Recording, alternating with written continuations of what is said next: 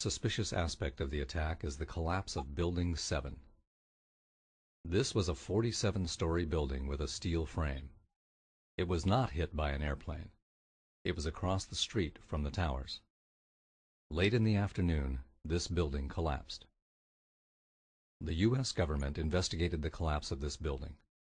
After 7 months of investigating, their conclusion was that they have no idea why the building collapsed.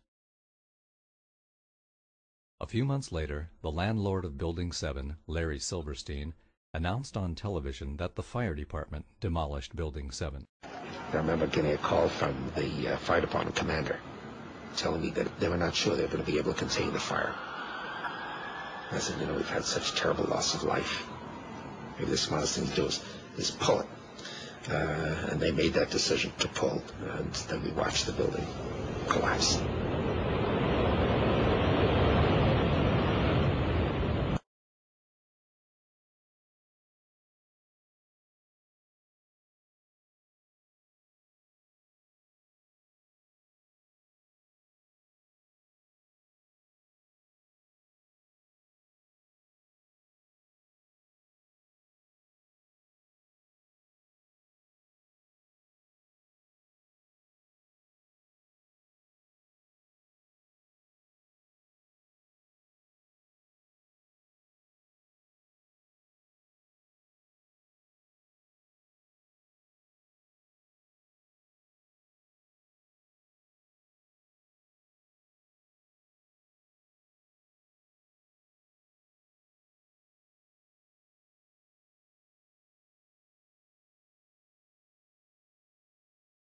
Friends of Bush's dad got him a seat on another board of a company owned by the Carlyle Group.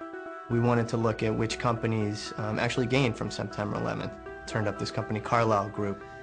The Carlyle Group is a multinational conglomerate that invests in heavily government-regulated industries like telecommunications, healthcare, and particularly defense. Both George W. Bush and George H.W. Bush worked for the Carlyle Group, the same company that counted the bin Laden family among its investors.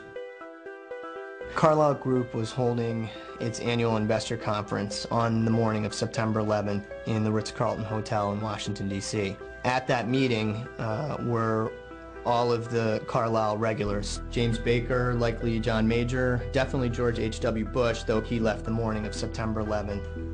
Shafiq bin Laden, who is Osama bin Laden's half-brother, and was in town to look after his family's investments in the Carlyle Group.